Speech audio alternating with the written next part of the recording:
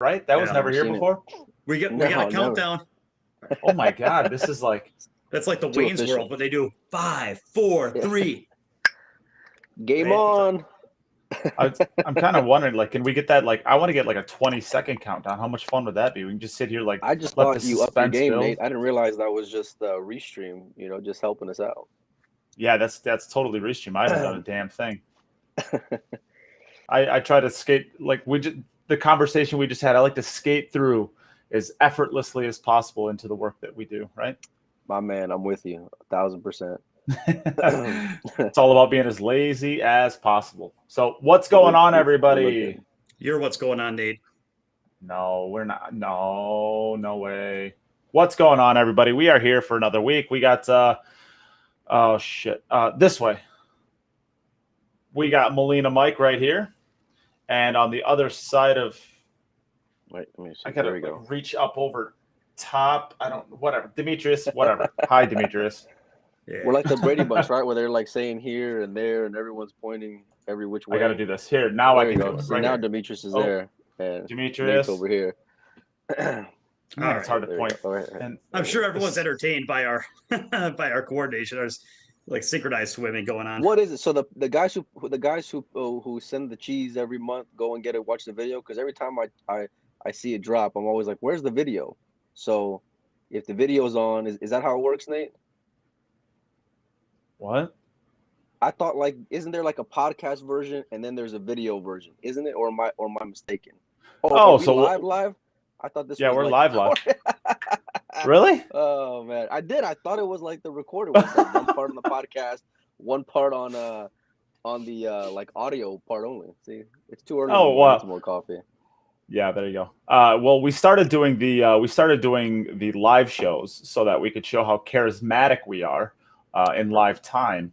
And then I'll add some audio to it later on that I make all the announcements and stuff before the podcast goes out, because you guys don't need to be sitting around for those. So, yeah, but these are the live shows. This is totally live. Like you can see right there, you got Matthew Greenlee saying hi to you, and Eric Croft. Threw me off. and now we're here. Now we're getting somewhere in life. So we're gonna start. Well, let's start with your discussion. I think it's a pretty cool thing that I saw this morning. You got your own line of apparel, Mike. Why don't we talk about that quick? Give a plug to that. Oh, it's too early for that. Okay, so I've been working with Damien and Jame Up for. It's kind of he made me a real good deal at the end of, like, right before COVID happened, and then I promised to do all these things. Long story short, because of COVID, I didn't travel and promote. So anyway, I still owe Damien, but we become really good friends over the last like 2 years, man. He's just such a solid dude, and I reached out to him because I get hit up for shirts and hats and stuff, and apparel can be tough. So Damien and Jame Up are making it. It's all online now, so please go and support, go and buy it. I'd love to see that stuff out there. JameUpApparel.com.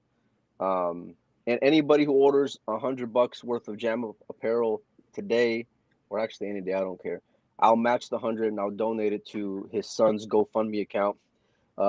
Damien and his family are going through some issues right now with his son, and if anyone who's a parent, it's tough when I hear stuff like that, man. It breaks my heart, and he doesn't want pity, but any support and love and donation and stuff like that, prayers, everything like that, will go such a long way. So please go and support, man. And thanks, Nate, for that. I appreciate it. Yeah, of course. And what I'm going to do, because I do have this link, so let me grab this link really quick, and I'll throw it up there, so that everybody in the chat room that's tuning in right now can find it easily enough.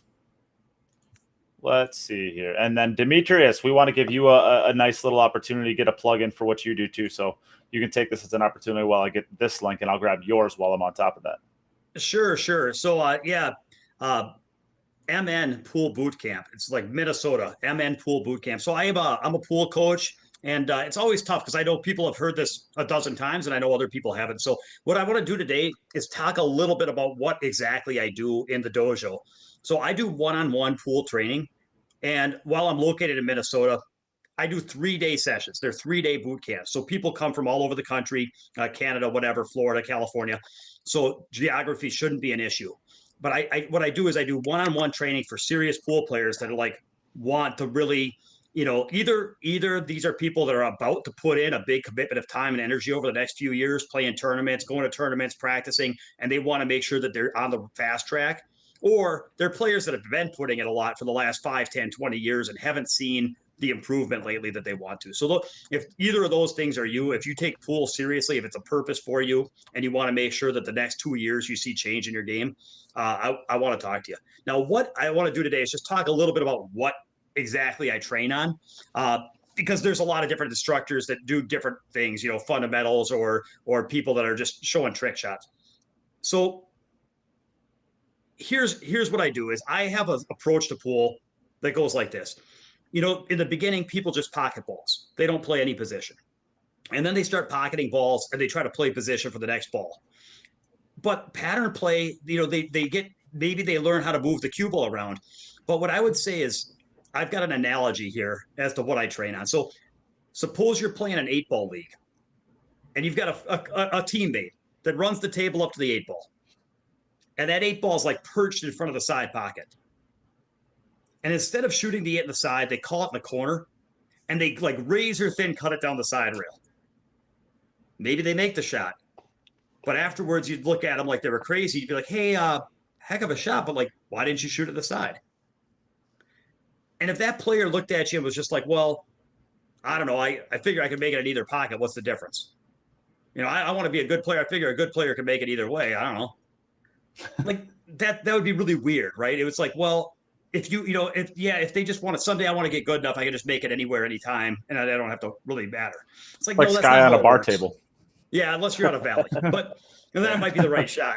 Yeah. But Everything's the right shot in the valley.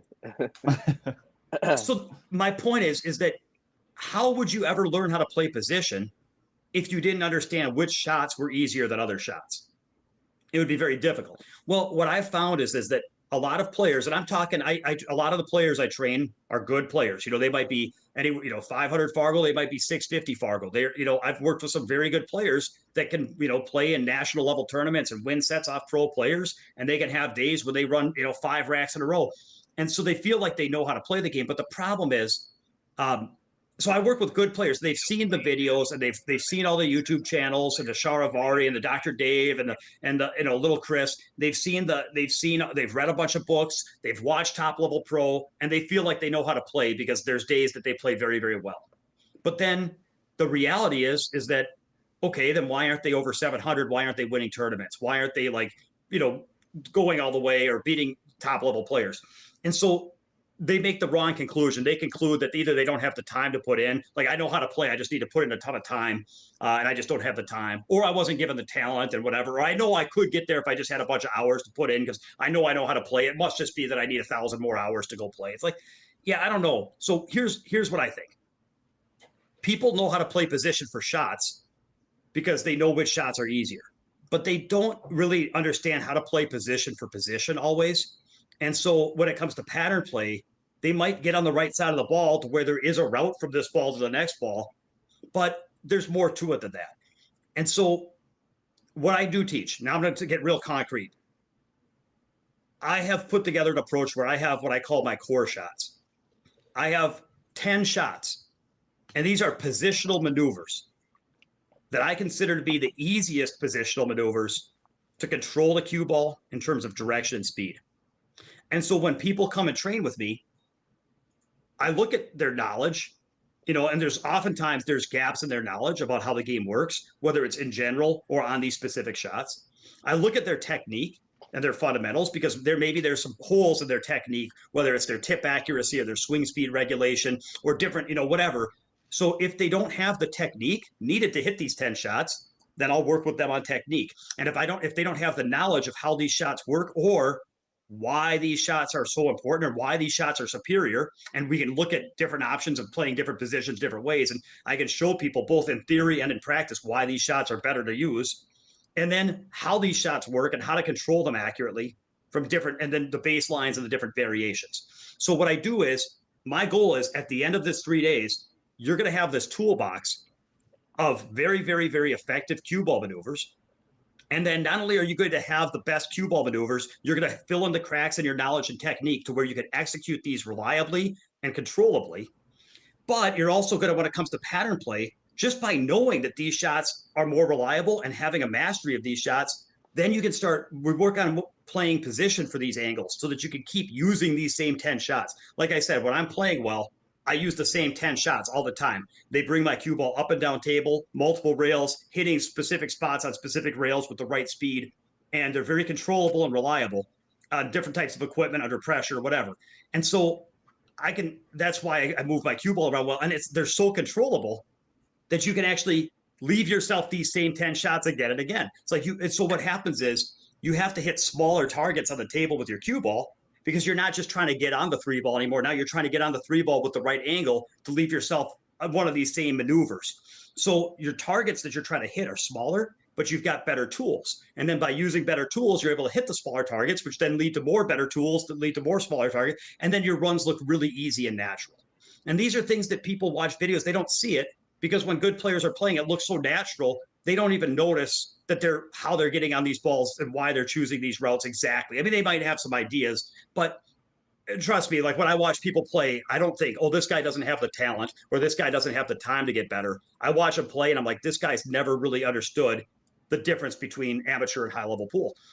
They don't see it. And so so in recap and in summary, I start off with my mission statement, which is kind of like a musician that learns notes. And at first you play basic songs and then you start playing more complicated songs. We master these shots and then we start building simple runs, sticking to these shots. And then we start handling more and more complex runs with more and more problem balls and more challenges. And we find that as the challenges get tougher and tougher, our solutions have to stay simpler.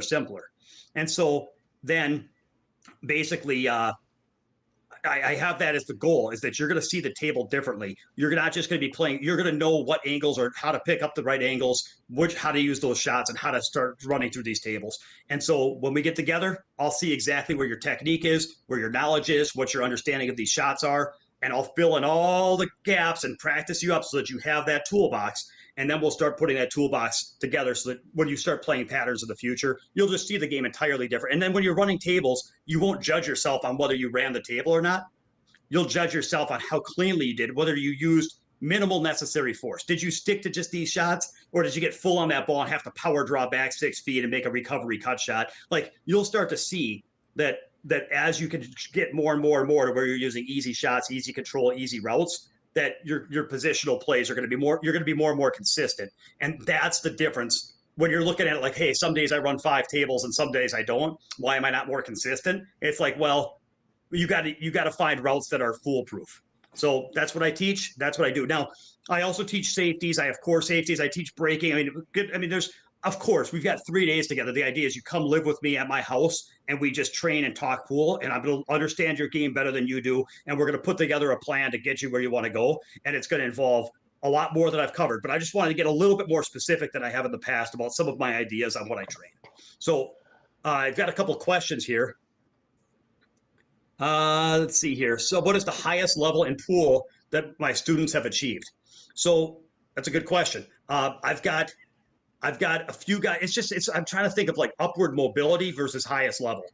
So I've got a kid, Harry, that he's 13 years old. And when he was 12, he couldn't run 4 balls in rotation. He ran 8-ball tables, but he couldn't run 9-ball tables. He couldn't run past the 4-ball. He lost to the ghost like 5-0, 5-0. He just didn't have the tools. Well, he trained with me for 2 days because he lives locally. I played him a month later. And I ran a table on him, and then a second rack, I tried a kind of a tricky shot of the one because I'm like, I'm playing Harry. It doesn't matter.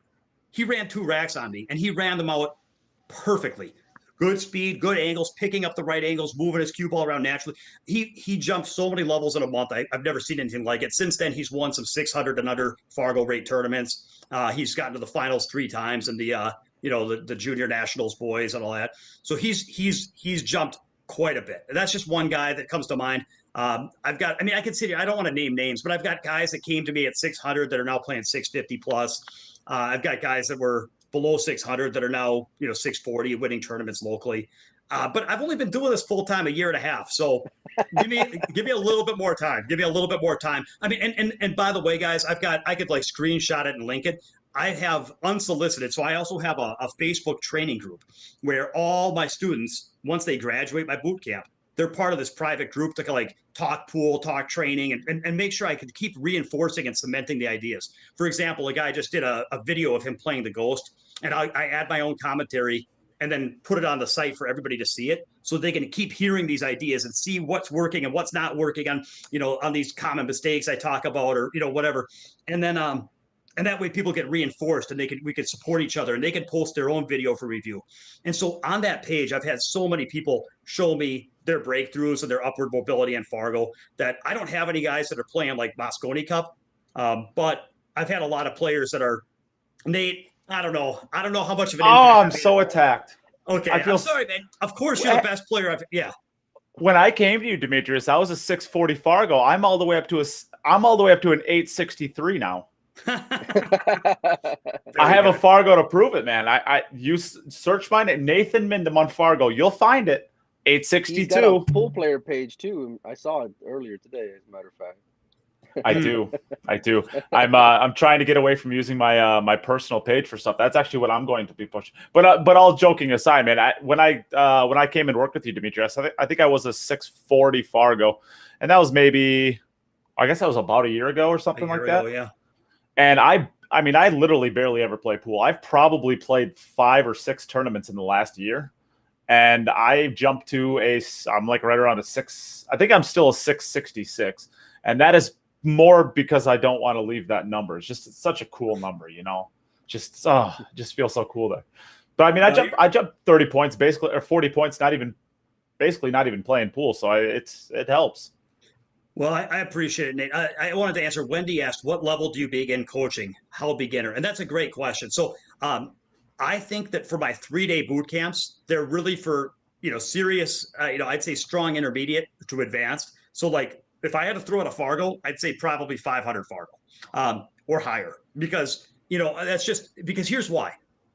I've taught beginners like all the way to like when my daughter was 9. She obviously, like I taught her how to, from the time she was 9 holding a cue to the time she was like 11 or 12 and won the VNEA Nationals and could break and run a table on a 9-foot diamond. Like I just taught her for beginners. So I can teach beginners. The problem is this. When I work with somebody that's lower than 500, I can show them enough information in 4 to 8 hours to where they're going to have to go practice and work on stuff for a while. Like I've already filled up the cup of what they can absorb to where now they need time, and it's not a week. They need months maybe to work on that stuff. So I've had people that are lower than 500 that are in the area within driving distance come work with me for one day, and then I give them a bunch of tools and I get them on the right track, and then maybe in 6 months they could come back for another day, and then maybe after a year they could come back and do a 3-day with me. So what I like to do, and I've even done that with Zoom. I'm not a big Zoom guy because I love just getting on the table with somebody. But I'll tell you this, I'm passionate about pool, and if there's somebody that's like below 500 Fargo that really is serious about like taking their game up, I'm open to talking to that person. And I've had the chance where I've coached people up to the level to where we can then do a 3-day at some point. So I'm open to doing that because I just want everyone to have fun with this game. Yep. Real quickly, do you recognize Wendy? Do you know who that is? What? I didn't. The things are tiny. Oh yeah, Wendy Shalene. She's she and her husband own the Top Hat Tavern in up in Duluth? Or Superior? Yeah, Superior. Yeah. Superior. Yeah. I'm pretty sure Wendy owns the Superior. Yeah. Owns the Top Hat Tavern there. And the other thing, she's also. I think she also won. I think she also swept the women's A division last year in the WSBA. I think she won the 8-ball, the 9-ball, and the women's team event. I think that's a thing. Well, that sounds like she's a serious player then. And then someone else just said that they'd love to come see me. So again, I just want to say it's Minnesota Pool Boot Camp, mnpoolbootcamp.com. That's my website, or you can message me, Demetrius Chalanis. Just message me. Let's get on the phone. Let's talk. You can tell me a little bit about your pool journey, where you're at in your life, what's going on, what's working, what you want to see improvement at, and I'm here. So thanks, guys. I appreciate it. You had me when you called it a dojo because we all want to be a ninja. That's right, man. Yeah. Go ahead. And the 666, it's a cool number because it's a palindrome. Palindromes are a cool number. It's like race car. Race car's a palindrome. That's cool. Zach, hang on, one more question. He says he's a 700 Fargo. Would it be beneficial for him to come? He'd love to try it out. I think so. I haven't had a 700 Fargo train here before. I've got a guy coming to my place tonight who's he's close. He's probably in the 660, 670 range. I don't remember exactly. But here's what I think. If you're 700, you're going to know more of what I'm showing you. Or maybe, but then what happens is two things. One, we can go deeper and deeper. So like when I have a guy that comes out that's 520, we cover the same stuff. We just can't go as deep. And so when I have somebody that's a 700, I would love to, because I think that we could go really, really deep.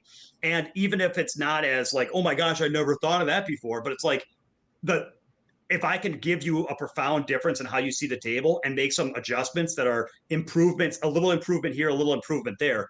What I've seen, for example, with position, patterns, and shot making, is if you could go, like I use as the example, if you have a cube that's 8 by 8 by 8, it's 512 cubic units. If it goes to 10 by 10 by 10, it's 1,000 cubic units. It almost doubles in volume. If I can take a 700 player and just give them a little tweak here, a little tweak there, and then also show them some new ways of looking at things here and here, to where they start, getting better percentages on a few transitions a rack. Okay, I'll just tell you this. I believe in key transitions. I believe in a rack and 9-ball. When you get to a 700 level, you're not really shooting 9 balls for the game. Like most of them are easy shots that are sitting in front of pockets and you can move around from ball to ball. So there's usually only a couple of tricky transitions. And there's generating opportunities with the break, coming with hard shots, good safeties, good kicks, whatever. So it's like if you can get a few more opportunities, instead of getting 50% of the opportunities against your opponent, if you could get 55, 60%. And then on your conversion, if you get a little bit better at figuring out how to maneuver through the tricky parts of the rack, that makes a huge difference, because you're not really shooting 9 hard shots every rack. You're shooting like 1 hard shot and then mopping up a bunch of easy stuff once you know how to run through open balls, which I show the lower level players how to run through easy balls. But then when we get to higher level, it's like, if I can help you get through those, getting control of the table a little bit more often, getting through those key transitions a little bit more often, and having a better understanding of how to maneuver around those things. Like, even if I can't show you the same Fargo rate lift, I could show somebody who's 500. I think that if you got 20, 30 points, like that could be life-changing for a 700. Well, I was going to say 20, 30 points at 700 is way more than 50 points at 500, right? Yeah. I mean, you're now going from being probably the best player in your area to being a top 50 pool player in the country, right? I mean, that's a huge jump. Yeah. Well, and so I believe, I don't think that's the thing is, like, if you're a 700 player, you've devoted a big part of your life to getting there. Why wouldn't you just want to go as far as you can? And that's what I'm trying to do with my game too. So, okay. Yep. All right. So let's, there was a couple things in the chat, but if you guys have anything else along the way, just make sure to put it out there. We are going to be kind of actually doing, this is going to be a less on content and more on just kind of pool hall chatting. So I think that's why we took a little bit of extra time in the beginning to promote the stuff that we're doing here. And I guess I want to push one thing too. Mike already kind of hinted at it, but I did create a page for myself, and that's because I'm trying to get away from using my page a little bit less and use more of a pool page itself. So I just put that in the comments on for everybody to see. So if you guys would want to follow that, please do. I am jumping on a plane in about 4.5 hours, and I'm going to be going to Oklahoma for the Shane and Sky matchup. So you guys are going to get a lot of awesome content on that page this coming weekend. And if you want to follow along with everything that's happening, make sure to follow that page, because that's where I'll be putting all my updates to. Now, I guess, Larry Roizen has a question for you, Mike. I think he's talking about the hand shoe cues, maybe. Are you making the cues from scratch? No. I'm just helping. I'm helping James with his builds, and when I'm actually flying on the 9th to go with Pat, whatever extra hands I can go and give him to help him get ready for big dogs, I'm gonna go and do. So I'm nowhere near a skilled cue maker. I'm an extra set of hands for these guys right now. Gotcha. All right. So if I was in Minnesota, Demetrius, I joined in. So when I make it up to the Midwest, Mo had a lot of really good things to say about you, and I respect Bashir a lot. So, keep it going, brother. Thank you very much, Mike. Yep. So let's get jumped into the well, I guess there wasn't a lot that happened in the last week. There was a smaller regional event. Yeah, it's kind of regional, I guess, in Louisiana, right? Mike and you, that's the one you're talking. Justin Espinosa gets second place, and Chris Reinhold gets first place for that one. That was right. Yeah. Bar Table. I think they play on valleys with Bar Table rails, Valleys. and in Shreveport. It's a real nice place. I went out there a couple of years ago. Calcutta's get pretty fun, but it's tough. I mean, Bar Table and pros, for me anyway, it's hard to go and watch. I don't want to watch the same patterns and run out. They make it look super, super easy. I think I don't know if they played with a template at this event, but especially when they get 9-ball with a template where they're playing one on the spot. That's just silly. It can be real gaffy, so I don't know. Especially if it's rack your own. Yeah, exactly. Yeah. But Chris did his thing. I think he fought back too. He had a couple of tough matches. He played, I think, Roland and Clint Freeman and a couple other real regional strong players. So congratulations to him, man. Got some money. And if you're just happen to come across this stream for the first time ever, this is actually a podcast, in case you didn't know. And we just brought on Chris Reinhold yesterday. We called it Chris Robinson because we kind of, nice. Hey, this is happening. So the story for that he kind of talks as to why he changed his name from Chris Robinson to Chris Reinhold. I thought it was a pretty cool story, and it really gives a little bit better of an insight into who Chris is and the upbringing that he had, and kind of how he got to the point where he is in his career right now. And I thought it was a pretty cool story. He opens up a little bit and he tells some stuff that he hasn't told before. It'll be in the feed it's going to be on Apple Podcasts, Google, Spotify, Stitcher, all the normal places you can find a podcast. I highly recommend that podcast with Chris. It was a really good one. So check that one out. And congratulations to him winning that. So I guess let's move on to the big event that's coming up this week, which is going to be Sky and Shane. We talked about it briefly last week, but I think we can give a little bit of the highlights of it. I guess it's going to be a race to 150, 50 each day. It's going to be streamed by Omega Billiards. You can still get, I believe that the early bird special for it is done. Although I looked at the link this morning and it was still there. So if you guys want to get this stream, I would head over to that link right now, because it's not going, after today, it's going up, I think, $15. And that's this Friday? Is it this Friday? Yeah, Friday, Saturday, and Sunday. Let me get this link here again so that I could put it out there. If you're going to want to watch this, get it now, because like I said, it's going to be going up $15. And if you're going to pay for it anyways, you might as well save yourself some money, or you could wait and give them even more of it. So I guess it's, at the end of the day, I guess it doesn't really matter, right? It's you're only supporting Pool more. I bought the stream and I'm going there. So I still wanted to buy the stream to support it and put the numbers behind it. Because I know that the stream yet, but I'm going to right after we talk, because I know I'm going to watch it. So yeah. Yep, and I'll put this out there right now. Here's the link. Go check it out. Buy it if you want. But that's going to be starting up Friday. And I got the poster right here, so let me see what time it actually starts on Friday. Mike, maybe you know off the top of your head. It's 6 o'clock. 6 o'clock. Probably at 7, yeah. Say 6 or 7.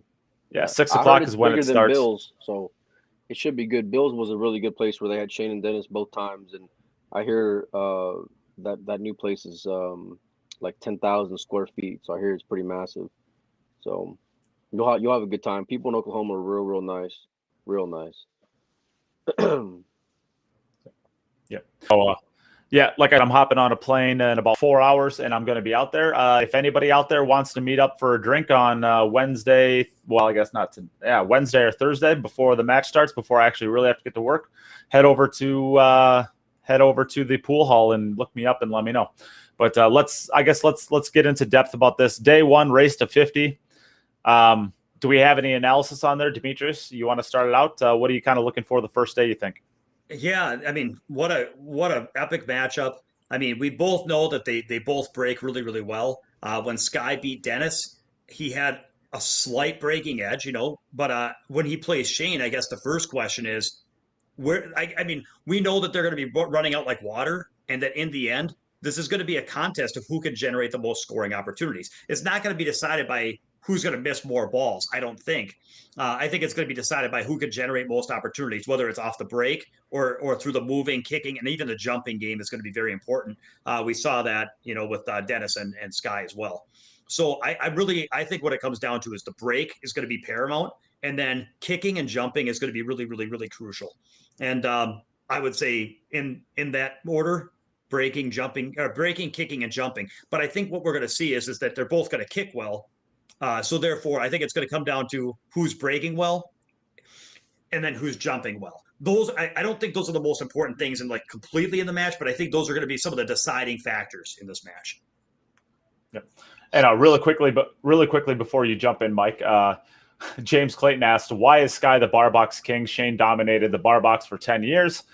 And Sky is the bar box king because find somebody who wants to play him on the bar box besides, Dennis, who already lost, and now Shane. If you want to know who's a bar box king, find out the person that nobody wants to play. And that's Sky. When Sky came onto the scene, and boy, my memory is a little blurry. It might have been 8 years ago or 10 years ago or 6 years, 7, 8, 10 years ago, something like that. I remember, I was down in, he played a lot up in like Beloit, the Carom Room in Beloit, which isn't that far from me. And he came up and at the time, he was probably 17, 18 and everybody knew he was playing good, but then all of a sudden he started winning tournaments, beating Shane in the finals, double dipping Shane in the finals, winning these, those are back when they had the high roller tournaments at Carom Room where you had, all the Alex and all the top players fought over the, big entry fee, big Calcutta bar table tournaments. And he started popping them off and getting there at like 17, 18 years old. And so it's one thing to see a guy play really good on the bar table. It's another thing to see a guy that has the heart and the confidence and the belief and the game to actually like get all the way against Shane and other top players. And he did it repeatedly. And so all of a sudden everybody knew that, yeah, Shane still had the edge playing big table, but Sky proved that he could play on the bar table with anybody in the world at that point. And from that day, he's never really looked back. Yep. Yeah. So Mike, the question, I guess, what are you looking for on day one? Or unless you want to expand upon that. No, Demetrius nailed it on the head. For me, the kicking edge is going to Sky. I think Sky's kicking game, and I'm not talking just on the bar table. I'm talking in general. Like his kicking with purpose and position is top tier. Like along with the Taiwanese and Chinese and Filipino players, Sky is very underrated when it comes to kicking. You would say that. Well, anybody with eyes will go and say that Shane's best feature, I guess, is his 10 ball break, but it's the bar table and it's the great equalizer, right? So Sky's got a really good pop and squat, and it's going to be about getting that first shot after the break. And when I saw him play Dennis, because I was there, as soon as I saw Sky actually with my own eyes go and practice his break, I knew he was going to give him hell. Now, Dennis can't go and break 10 ball, but Dennis can break 10 ball on a bar table, so I think it's going to be close. I expect Shane to go and come out early, and the reality is he needs to book a winner. I'm sorry, but everybody expected you to go deep in the world championships, and you lose to a 16-year-old kid. Immediately after the rules were changed too, right? Yeah. You lose in the finals of the World Pool Masters. Now, I'm not knocking Shane at all. I got a lot of respect for him, but you gotta go and book a winner. You lose to Dennis back-to-back times. And the reason people are asking why is Sky considered the king, listen, he's had an open offer for at least a good 7-8 years that I know of anybody that wants to get play on a bar table can go and get played for any amount of money. And it wasn't just barking. There hasn't been guys lining up. He played Alex a few years ago out on the East Coast. I think they played like a best of 3 sets. Sky dominated him whenever Roy was doing his thing with him. Sky's he's not underrated on the bar table. He's one of the best, and I expect to see more of it. And funny story, so I was there at Shane and Dennis, and my buddy Sean Damani was supposed to meet me out there. No, not Shane and Dennis. I'm sorry, Sky and Dennis. And last minute he goes and cancels. So I'm there and I'm kind of pissed off with him because I'm like, man, you were supposed to be here. Anyway, he goes to Vegas for another tournament that was going on that Shane was at because him and Shane are real close friends. He texts me and he says, Mike, Shane wants winner. And I was like, come on, Sean. He said, no, he's pissed. Like, legitimately, he's pissed. He's got a chip on his shoulder. He's practicing. I've never seen him like this. Like, he's hungry. And I was like, well, I didn't want to put it out there on social media. I said, talk to Shane, make sure it's good before I go and throw anything out there. So all this shit started whenever Shane tells Sean, and then Sean messages me. He FaceTime me whenever I'm there for Dennis and Sky. And Shane was like, go ahead. I want winner. And it didn't matter who it was. Whenever Shane is motivated, Shane is dangerous, man. But you got to go and deliver. It's not about going deep. It's about getting the money, and he's got to get it. What do you think, Nate? Yeah, I mean, I think Mike nailed it right there. I think you nailed it with the breaking. I think the breaking, it's an equalizer, right? So these bar tables, it's not going to be a matter of are they going to make a ball in the break. It's going to be whether they make 3 or 4 balls. I'm guessing that the average is going to be. I would guess that for Shane and Sky, the average balls made between the two of them will be closer to 3 than it is to 1. I bet it'll be 2.7 to 3.2, something like that. That's going to be the average balls made. So then the question is, how are you getting your cue ball high enough into the air that you're avoiding those really bad kicks where you're getting like nailed into the corner, into the side or stuff like that.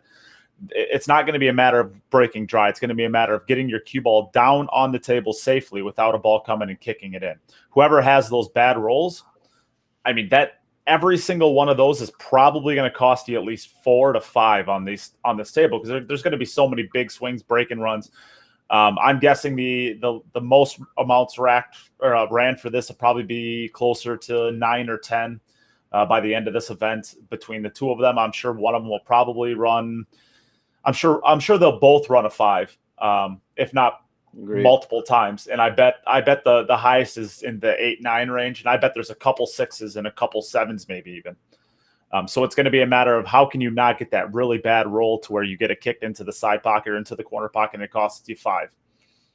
I think that's going to be the big thing. I agree with you, Demetrius. I bet if you put it out, it kind of depends on how you define a miss, right? Because is a straight back bank a miss? Is on a bar table, I would say that it is. But is a length of the table straight and shot off a rail, is that a miss? If you can kind of remove the, is that really should be counted as a miss? I bet there's less than 10 misses the entire time combined between both players. Depends on how you define it, of course, right? But like if a length of the table straight and shot, sure, that can be missed. If you change the things that can be missed with the things that should never be missed, I bet there's less than 10 misses the entire time. So it's not going to come down to who misses balls. It's going to come down to who doesn't get those bad rolls and doesn't put themselves in positions to get bad rolls, right? Don't make those hero shots on the bar table. I want to talk about that for a minute, because that was my next thing that I think is going to be important. And this is why I like Sky in this match. It has to do with white magic, and white magic is a Phil Hellmuth poker player term where he just talks about like white magic. Like, you know what? It's not about strategy. It's not about percentages. Some people just make amazing things happen. And like, for example, when Efren was in his prime, he had a lot of white magic. Maybe it wasn't technically the right fundamentals, or maybe it wasn't technically the highest percentage always, but like he just did stuff to where it just went his way magically a lot. Anyway, when I watched Sky last time, I'd never seen anybody that had higher levels of white magic than Sky. And so what that means is when he was kicking at balls, he would find ways to kick balls in or kick balls safe, or he would miss and hook the guy, or two-way shots that just seemed like they worked out, or hitting positional zones that were like, oh my gosh, if you didn't land exactly there, and somehow he just like the gingerbread man, he got through it and outran it.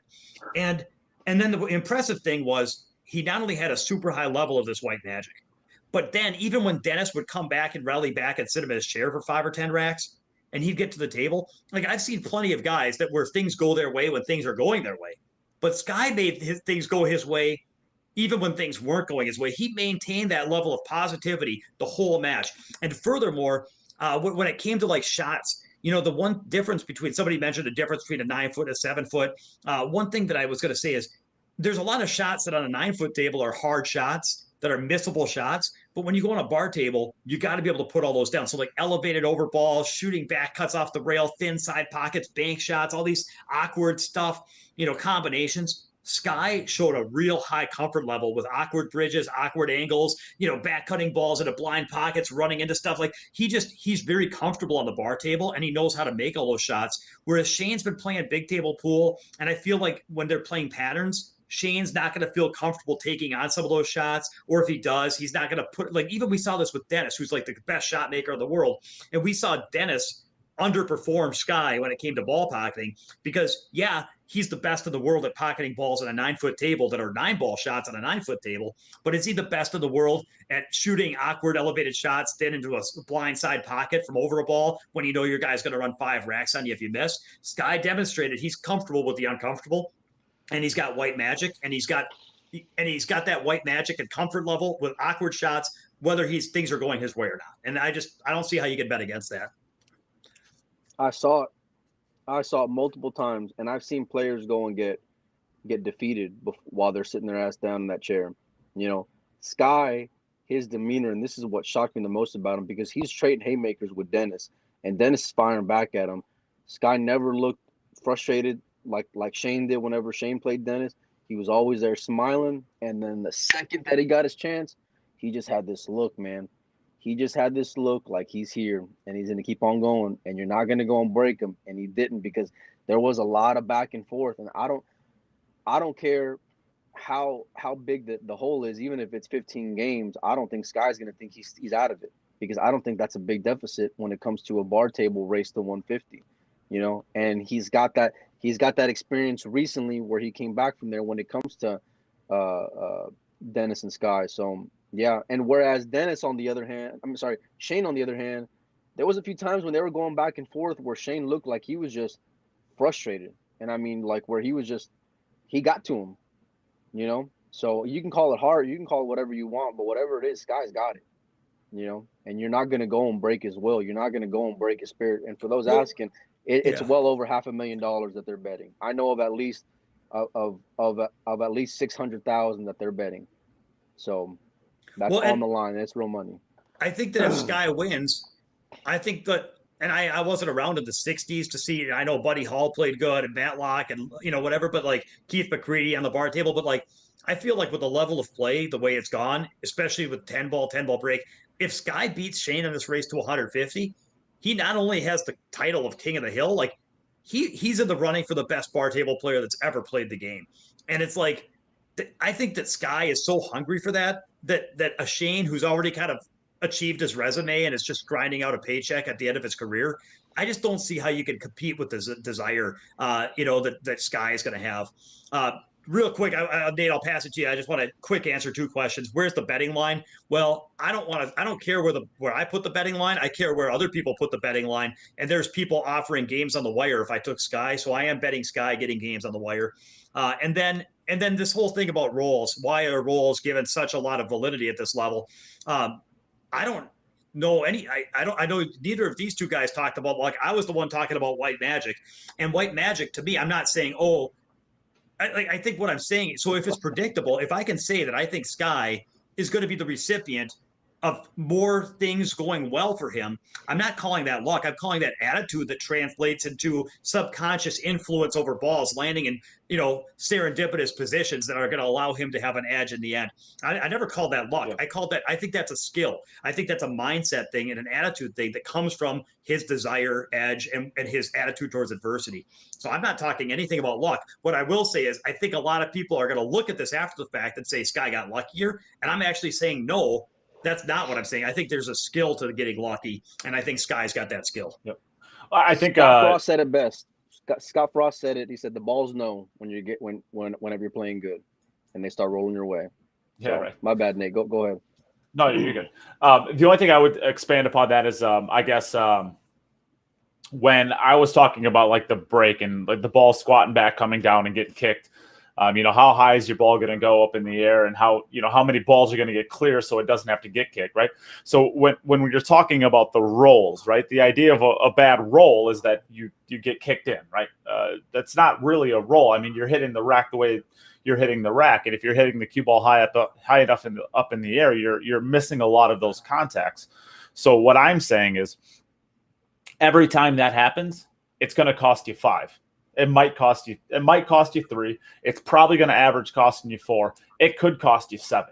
So if by the end of this event, I would almost bet money, big money, that whoever gets kicked in the most off of the break will lose. Because if let's say Shane gets 7 kicked in and Sky gets 3 kicked in, those 4 more are worth 20 games probably, or 16 games, right? So you're getting almost like a spot of 16 games, right? So that's kind of what I'm saying by like this, where are you going to get things kicked in? So I don't know that it'll happen, but I suspect that every time that one of these players gets to the table with ball in hand, it's going to cost you 3, 4, or 5. Yeah, yeah, and it's the same thing with the break. Like, okay, because Wambra keeps talking about like roll. I think we have a different definition. So let's just use the break as an example. Suppose Sky breaks the balls 20 times, and when he breaks, the balls are always open. And Shane breaks the balls 20 times, and he looks like he's breaking the same effect. He looks really good, but when he breaks, he's got clusters a bunch of times and really awkward transitions, and everything's tying up funny. Well, if it was one break, you could sit there and say, well, that might be a rule. But if that happened again and again and again, you'd say, well, Sky just breaks them better. And then if you Better said, start well, putting a gap in the rack. right. Well, then if you were to say, well, how come Sky breaks them better? What's he doing differently? It might be hard to pin it down. Is it that he's breaking with more elevation? Is he using a different speed? Is he using a different strike? What's he doing to where he's getting these open spreads? But here's the point.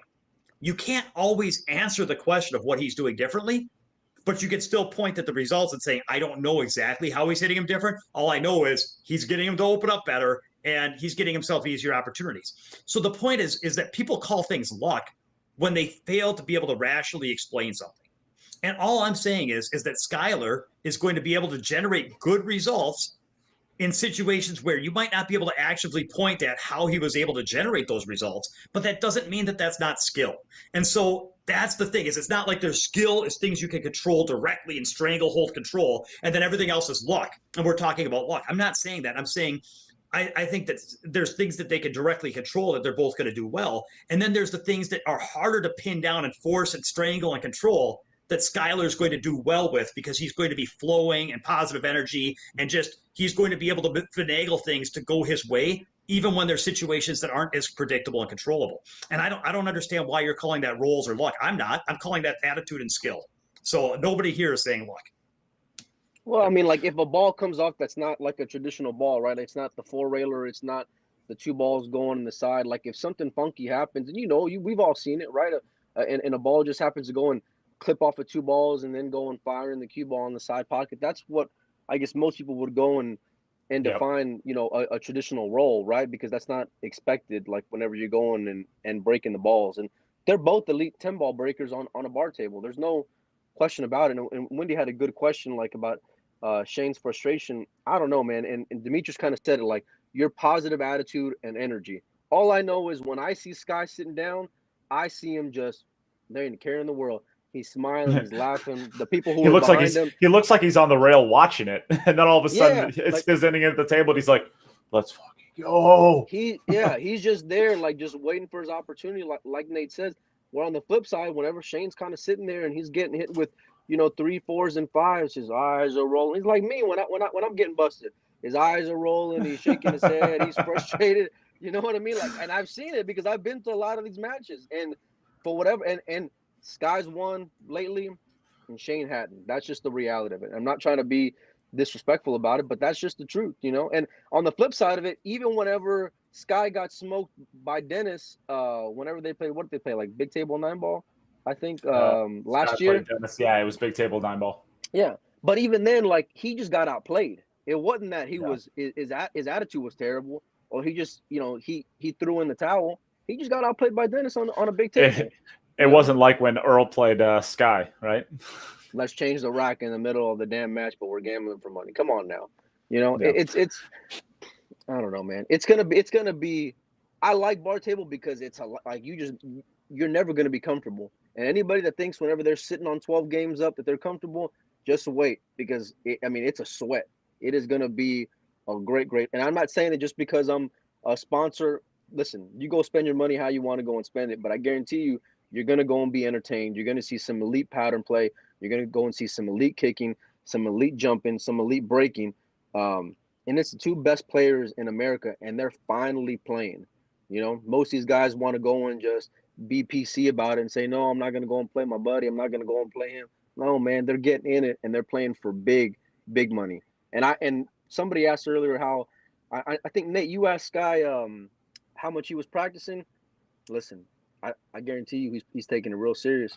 Yeah, I he's not guarantee you that messing around. dedication is there. Yeah. He loves busting Shane's balls. Yes. I guarantee you he's putting in the work, and I don't think either one of them are taking either or each other for granted. No. You know, Sky's just naturally goofy, right? I mean, Sky wants to.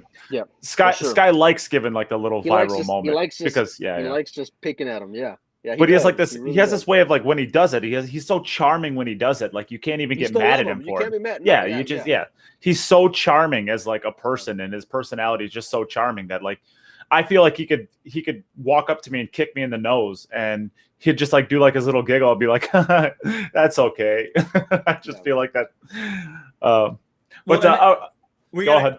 Yeah, we got a question about how Skylar works his attitude versus Shane. You know, Shane shows some frustration, but that he's also sometimes he's using it to motivate himself and fire himself up. And here's my opinion on that. Like, I don't think that there's one approach that's dominant in terms of style. It's okay. For example, it's like if you asked which is better, fast player, slow player. It's like, well, I've seen both styles at the highest level of pool, but I've seen Clenty Kachi, JL Chang, and I've seen, Filler. But the question is who's doing it better. So like I've seen people that use frustration and anger to motivate themselves, like Earl did when he was crushing everyone in the world playing 9-ball.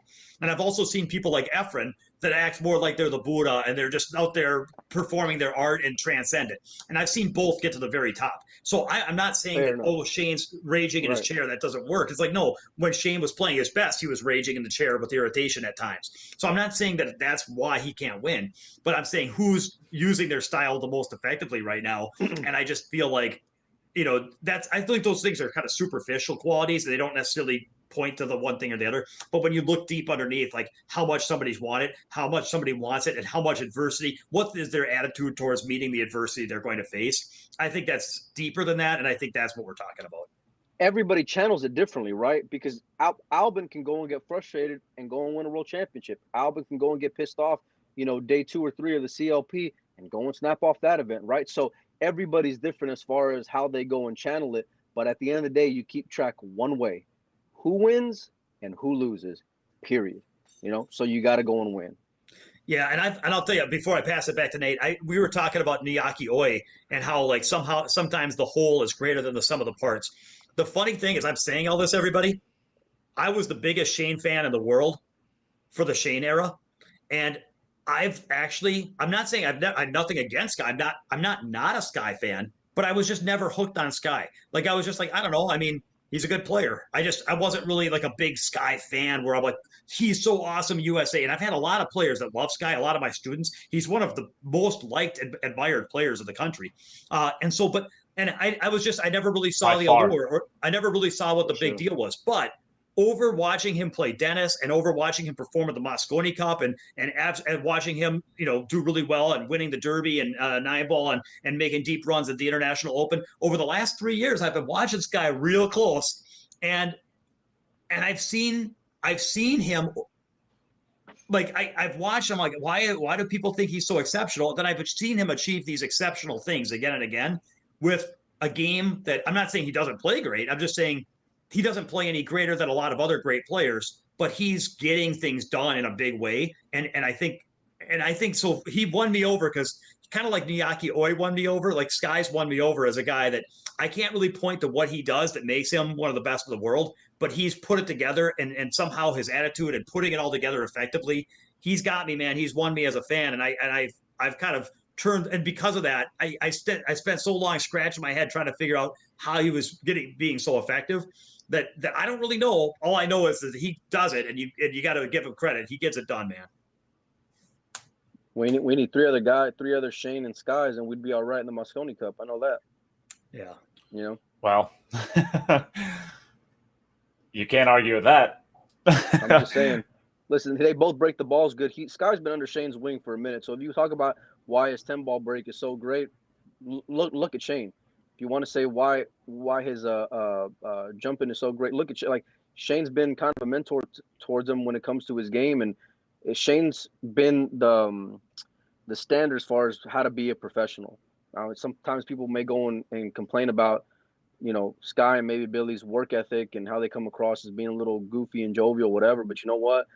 He has a way of just channeling it but then still being able to go and be a killer out there. Yeah, and all of Sky things are off the table. There is nothing. Yeah. There's not a single complaint about him on the table. All of his stuff is off the table, right?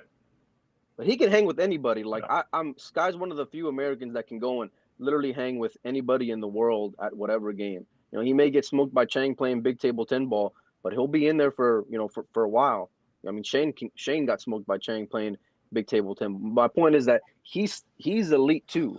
He's there. How does he do against like Clenti Kachi playing big table 9 ball, 9 on the spot? Same rules as Dennis and Shane. How would he do against some of these European guys? I don't think he wants any of that smoke right now. Eklanti's different. He won Derby 9 ball. Isn't he? Oh no, he went deep international and isn't Derby 9? Yeah. Well, same thing. He had that 2-ball tracking. He had that 2-ball tracking by the side pocket. I'm not arguing with that. I'm not arguing with that. I'm saying in a long set, Eklanti's on a different level. I think he's on a different level. What about Aranis? Sky and Aranis. I think he's right there. It's here with James. It's here. James has all the tools. James's 10-ball break is as great as anybody in the world. His 9 on the spot break is as great as anybody in the world. It's here with James. If he can get through here and go and snap off the big one, and go, because he's been in the finals. You're right. He can play with the world's best players. I talked with James about this whenever I seen him last. Matter of fact, it was Dennis and Sky. It's all mental. That's all it is. But he's got every tool. But I'd love to go and see that matchup. I think Sky and Dodon would be a phenomenal matchup. I don't care what game it is. Big table or bar table. I think Dodon can give him hell too on the bar table.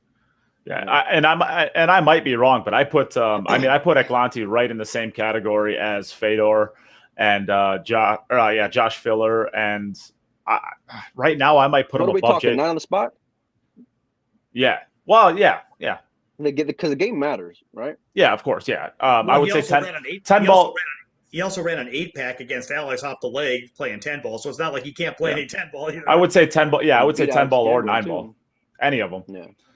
Just 10 ball or 9 ball, either rotation game. I think Eklanti's in the same category as Fedor and Joshua Filler. Now, I don't think he's at the same level of them in that category, but I think he's, just behind them. I think Eklanti has proven enough at this point in his career that he needs to belong in those categories.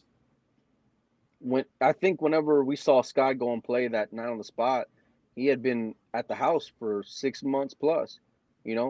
Go and talk to him, come October and see how he's playing that 9 on the spot and see if he goes and plays the same way like he did a year ago. Because I think it's going to be different. I think he can go and get there when it comes to Kachi. I think it'll be close, but I think he can go and get there. 9 ball is a different game, and people forget that he won Derby like that. And I've never seen nobody, but Max Lecter did it a little bit at the international, but to control that 2 ball the way that he did every single time by that side pocket, it was great, man. It was great, and he had that cut break down. Yeah, I don't disagree with that, but I just don't think that. I think Sky needs to have that exactly like that to win that match. I think he's given up some on the talent side of things, and maybe talent's the wrong way of putting it, but I think Eklanti's I think he's just a little bit better of a player than Sky is right now. It doesn't mean he can't. What do you think about Sky and Carlo? Because I hear Sky and Carlo may happen. I think that Sky's chasing. Carlo. I do. Yeah. Carlo's on the big table. Champion. Yeah, I think he's chasing a little bit. I don't think Carlo will go and play him on a bar table. No. A bar table, I think Sky basically Sky's basically cashing a check if he's playing Beato on a bar table. The big table, I think Sky's got to play real good to win that. Carlo's an elite Filipino and an elite world player, and he is a world champion. He's probably the best, right? Yeah. As far as Filipinos, he's probably the best Filipino right now. Who's better? He's probably the only one who can play Anton even. Yeah. He and that's in the Philippines. So, but we all know the game matters, right? If they're playing 10-ball template, 10-ball triangle rack, that's a big difference in the game. right? Bar table, big table. So I mean, the game makes a difference, and I'm not saying that, but I don't know. It's gonna be. I hope it's close. I don't want to see a whitewash. I don't want to see anybody up by 40 games going into the beginning of day 3, right? And I What don't if anticipate it, but what if Shane lost another hill, like 3 matches in a row? It comes down the wire. Okay, what is it I don't about his want to root legacy? for Do you any. think do you think the guards, like I said it before, but do you think it's the passing of the torch, so to speak, here What in if the I yeah, States? What if it well went here hill and they hit a let me safety jump in battle in there. the 10? Yeah, let me jump on this one because I actually asked Sky this during the interview that I did with him that it hasn't been released, but the Patreons can see it. I actually asked him this, and he doesn't think that it is. He basically, and I'm saying his words out of context a little bit, but basically, Sky's like, nah, he's not at that point. I mean, Shane is still Shane, and I mean, we can have this discussion maybe in a couple of years, but we're not there now. That's from Sky. Was he giving him respect, do you think, or do you think, Yes, yeah, or yeah. It was do you think he respecting. Yeah. legitimately like felt that way? People will go and say one thing, but really maybe feel You know another what? way. If I were Sky, I would have said, "This isn't the passing of the guard. This is the taking of the guard. I'm not looking to be past anything. I'm See, I'd taking it." love that. I like I that. I want to was hear gonna a say little shit talking whenever they're playing. Demetrius is just like trying to rile it up right now. But no, because I even pressed Sky on it a little bit, and I'm like, well, I kind of started breaking down games, right? Because Shane doesn't want any of that smoke when it comes to playing Banks. I mean, I don't think he wants anything to do with Sky and Banks, and we're gonna find out on bar table. So then after that, I mean, Shane doesn't really care about one pocket, whatever. So that's not a game that you really want to talk about. So then it's what's left is 9-ball, 10-ball, right? And obviously, Sky is not going to want to go and play Shane right now on big table 10-ball. But is the next game, if you win this match right here, you now have bank pool, which Shane plays a little bit, but not too much. Bank pool, and you have the bar table. Is the next progression big table 9-ball? And if at that point in time, if you collect that big table 9-ball win as well, all Shane's got left is his 10-ball. And at that point in time, do you have to consider yourself better than Shane? And that was kind of when he's like, no, I mean, it's hard to say. I don't think that I can really have that one yet. I think Shane is still Shane, and we're still chasing. Is kind of in so many words. And to be fair, I mean, he really has to get to the highest level, because if Shane ages out in 5-10 years to where he's just not performing at the same level, kind of like where Earl or someone is today, Johnny Archer, do you really say, I mean, it's like, it's different to say, well, he's Shane semi-retired or retired now, so Sky's better, versus Sky actually doing what Shane did and getting to an internationally dominant level on a big table. So it'll be interesting. You can't compare resumes. Like, there's no comparison when it comes to Shane's resume and Sky. But when it comes to 9-ball right now, I think it's close. I think it's close on a big table, and I think they're in every sense of the word like 1 and 2, and it's neck and neck. I don't think there's that much difference when it comes to 9-ball between those two. Now 10-ball, I mean, we all know. We still know. Hey, real quick, Brian asked me about scheduling. I just wanted to throw this in. Thank you for the question, Brian. I would love to hear from you. There's no listen. I train all year round. There's no seasons mean nothing. It's always 70 degrees and fluorescent in my dojo. So call me. These things we don't schedule. We don't schedule like a week ahead of time. Like, we usually look out a few months, because there's sometimes there's air travel, or I'm booked out a few months anyway. So like, what we do is we plan something that works for both of us. It's just like going to a big tournament. You put it on your calendar, you plan for it, and then it's awesome because you've got like maybe 2, 3, 4 months ahead of time to like think about questions and evaluate your game, and it kind of puts a little extra wind in your sails, and you start really paying attention to like where a lot of times people get better before they even meet with me, just because they're committing to taking their game to the next level. And then when they get here, and sometimes I can give them some pre-work. Like, I'm not opposed to looking at a video of how you play and giving you some stuff to work on between now and then, so that we can go as deep as we can when you get here. So like, these are all things I do. There's usually a 2, 3, 4 month ramp up, and then and then but yeah, I mean, I can train on a plane and a boat on a whatever with a goat. It doesn't matter. Let's go. All right. Sorry. Keep going. No, you're good. I want to train with a goat. Oh, Wambra Sign me up. I'm in Minnesota. Sign me up. MN Pool Boot Camp, Minnesota Pool Boot Camp, mnpoolbootcamp.com.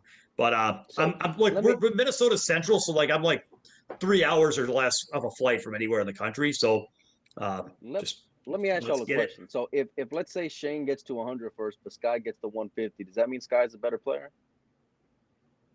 Like how Well, much weight do we put in these absolutely it does. in these arbitrary numbers? No. Because Absolutely it does. Shane got to 100. Listen, 100 was usually the standard when it comes to seeing who the better player was. Yes, Shane got to 100 against Dennis, but then loses the 120. So, but like, Mike, you know this just as well as I do. I don't care if it's a race to 4 and you got to 3-0. Did you get there when it mattered the most? Did you get there when the money was on the line? That's why I'm asking. That's why I'm asking. Yeah, 150 is the number. 150 is what you got to. I don't care if you get to 149-0. If you lose 150, 149, you couldn't get there when it mattered the most. That's the number you need to get to. I think. Closing. What do you think, Demetrius? Yeah, I mean, this is straight from the hustler, right? We're just looking for a Bert quote, Well, hold on, Dimitri. Ask Roberto Gomez if it matters to get there in time, right? Really, Nate? I'm not trying to dog.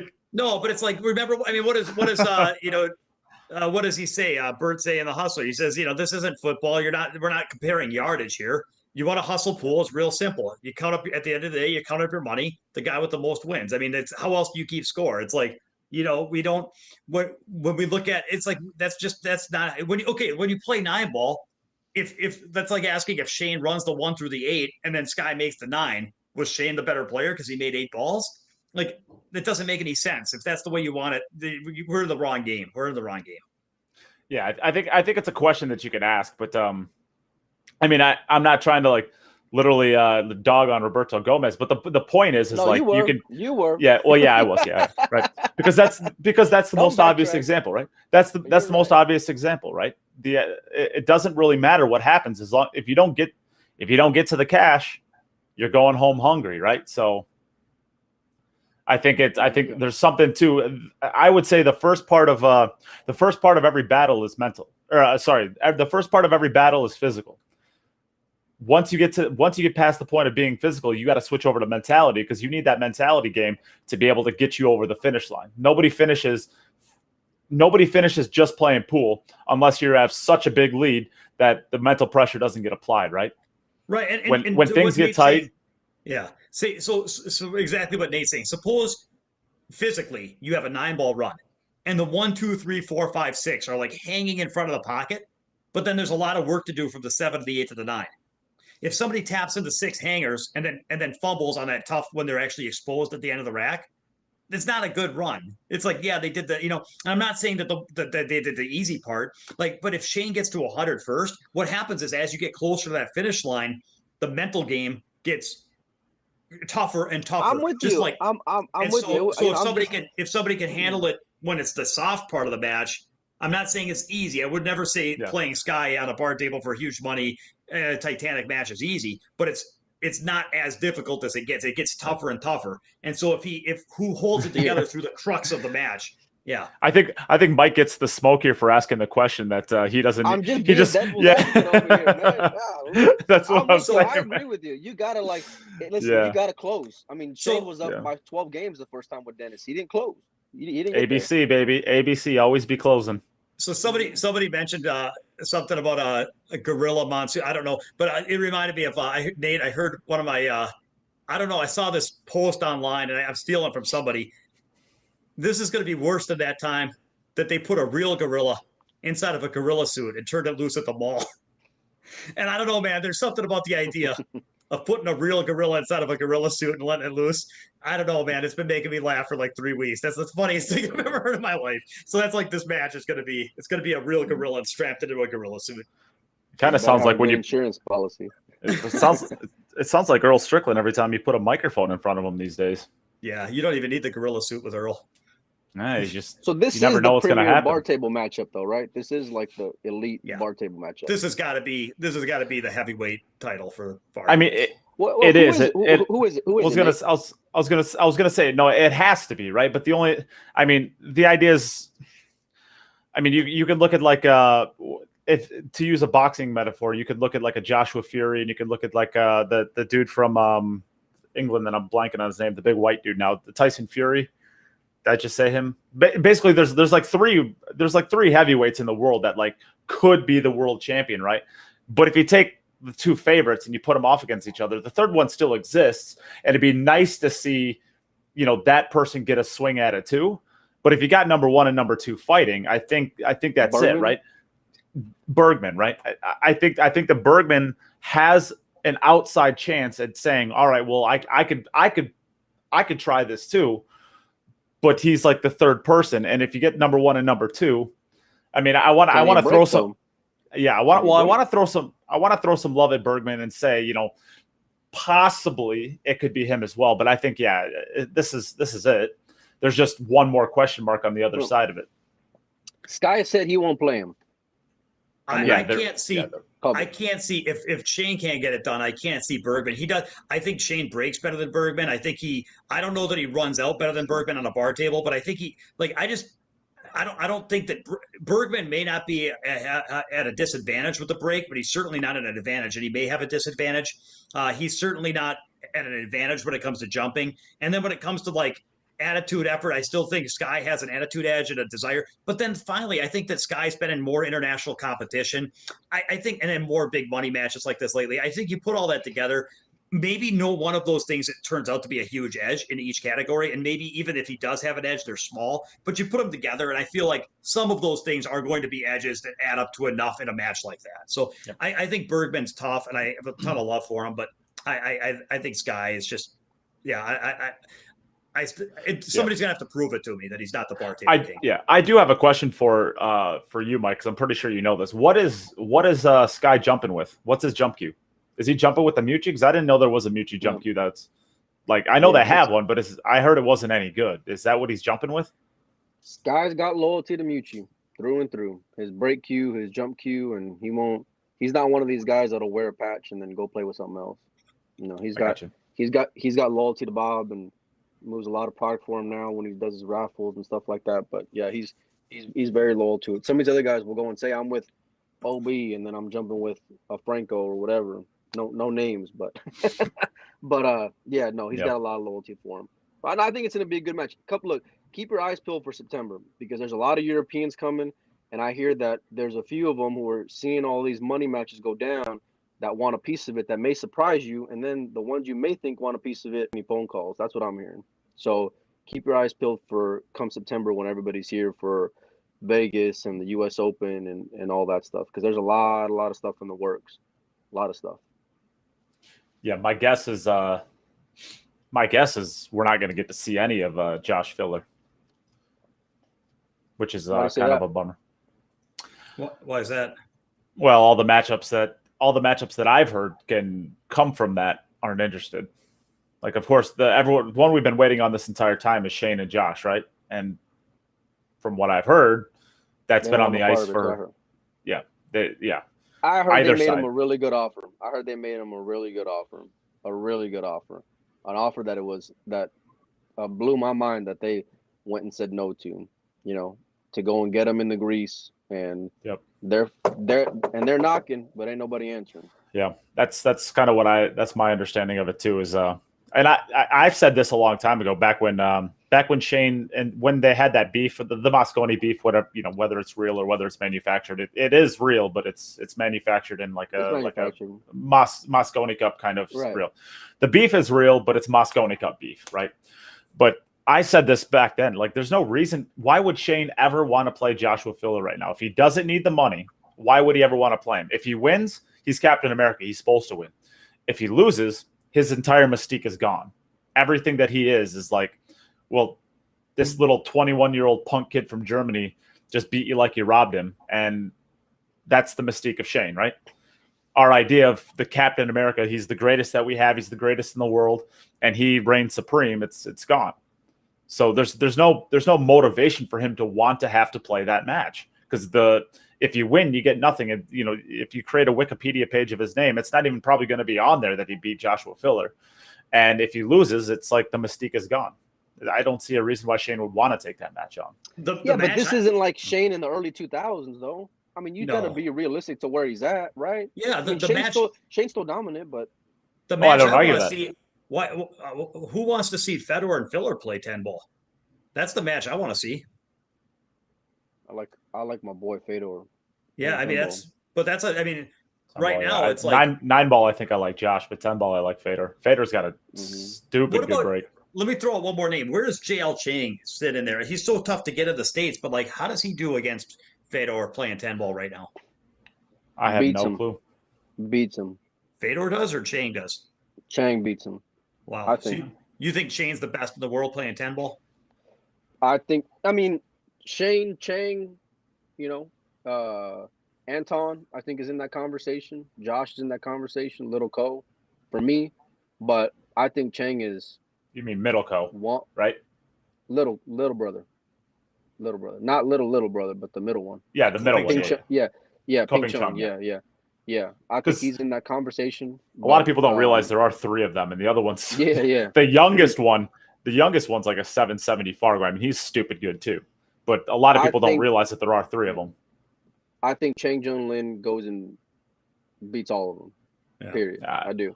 I playing 10 ball, and I know Anton did not get signed up for the U.S. Open, from what I understand, because I went and requested a visa invitation form from Matchroom, which I got, and then when I got it for him, like a day later, they announced they were sold out. So I don't think they were able to get in. So I don't think Anton's coming. I could be wrong, but that's what I had heard.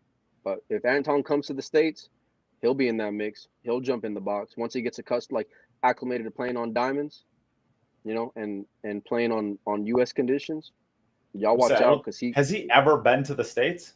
Never. Nope. I don't think I've ever seen him for any state events. No. Why? He's a champions, you know. So yeah. Well, I mean, I don't know if I want to jump too much into this, but you actually put Shane in that category. Do you think Shane is in that category right now? 10 ball, I do. I think the game matters, but 10 ball, I do. You know, on a big table, unless Shane starts hitting that ball flat, you know. But for me, if he's still getting that pop and squat and has that Shane Van Boening devastating 10 ball break, I think he's always going to be in that mix, always. You know, but when he loses that break, it's a different conversation, because I don't think pocketing wise, you know, no, I'll take that back, because he did play pretty sporty on those 4-inch pockets at, you know, when was it, the Whirlpool Masters? So I don't know, man. You don't think so?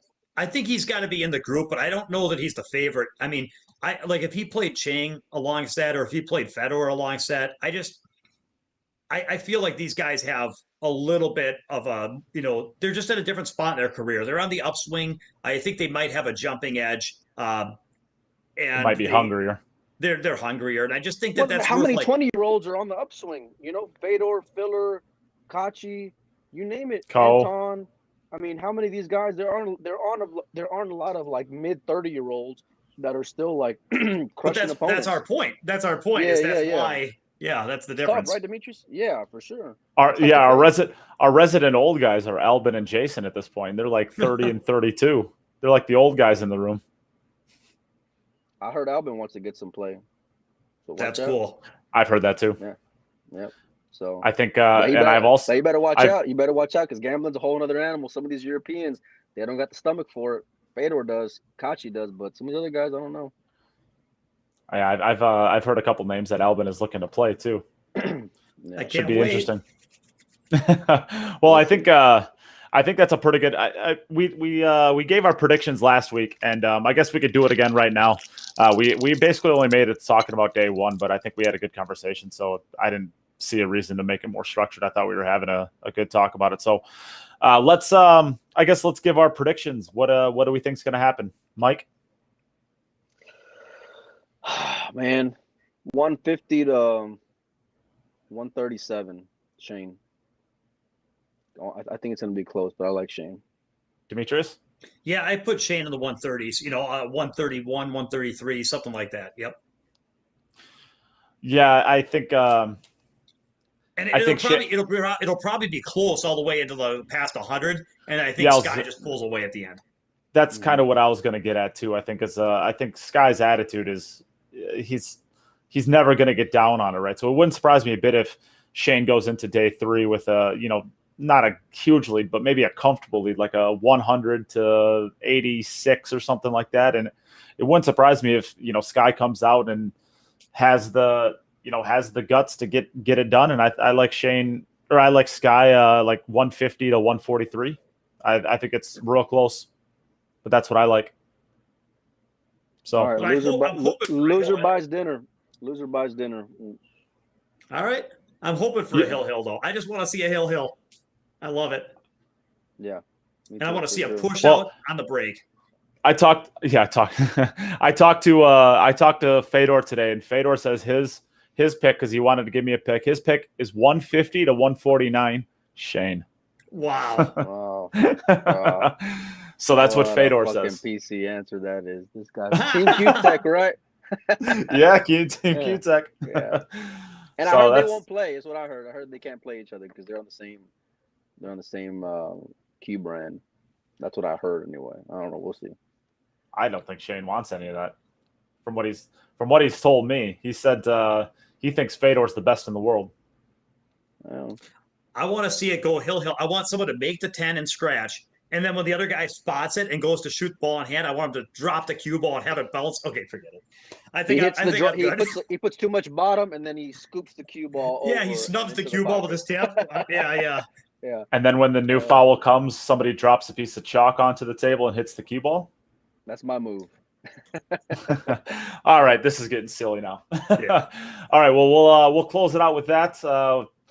Mike, thanks again for joining me. Demetrius, you as well. And the reason it's funny, Nate, is because everyone sees the gorilla suit and they're like, oh my gosh, it's a gorilla. And then they're like, oh, wait, no, it's just someone in a gorilla suit. And then they relax. But then it turns out that there's actually I'll catch you next time. We'll see you guys. All right. The silliness is silly. All right. Take care, everyone. See you guys.